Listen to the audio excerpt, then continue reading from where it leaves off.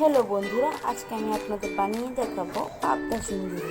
এই পাবদা সুন্দরী বানানোর জন্য আমি প্রথমে মাছগুলো নিয়ে নেব। মাছগুলো আমি হলুদ গুঁড়ো আর নুন দিয়ে ভালো করে মাখিয়ে কিছুক্ষণের জন্য রেখে দেব। তারপর আমি কড়াইতে তেল গরম হওয়ার জন্য দিয়ে দেবো। তেলটা গরম হতেই আমি 1 কাপ জলে হলুদ গুঁড়ো, স্বাদ মতো নুন আর 2 চামচ জিরে গুঁড়ো, 2 চামচ ধনে গুঁড়ো দিয়ে ভালো করে চামচ দিয়ে মিশিয়ে দেব। আপনারা যত মাছ বেশি হবে মশলাটা একটু বেশি ইউজ করবেন, তাহলে ঝোলটা একটু মাখামাখি ঘন ঘন হবে। তারপর আমার দেখুন তেলটা গরম হয়ে গেছে, আমি মাছগুলো দিয়ে দেব তেলে। তারপর মাছগুলো উল্টে পাল্টে ভেজে নেব। আমি একটু হালকা করে ভাজছি, আপনার চাহিদা মতো মাছগুলো ভাজবেন। আমি একটু হালকা করে উল্টে পাল্টে ভালো করে নেড়ে চেড়ে নামিয়ে নিচ্ছি। আমার মাছ ভাজা হয়ে গেছে।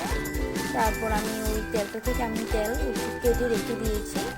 আমি অত তেল ইউজ করি না, আপনাদের স্বাদ মতো পরিমাণ মতো তেল মশলা সব ইউজ করবেন। তারপর আমি কালো জিরে, মেথি আর একটা তেজপাতা দিয়ে দিয়েছি।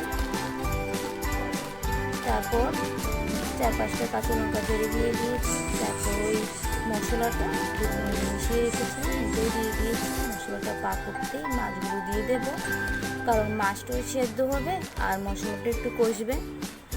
মশলাটা একটু মোটামুটি কষে গেলে তারপর আমি আরও 1 কাপ জল তাতে অ্যাড করে দিচ্ছি। মাছগুলো ভালো করে সেদ্ধ হতে হবে, একটু নেড়ে চেড়ে দেবেন। কিছুক্ষণ পর ঝোলটা যখন পাক উঠবে, ঝোলটা একটু শুকোতে দেবেন, কারণ মাছগুলো সেদ্ধ হবে আর মশলাগুলো মাছে ঢুকবে।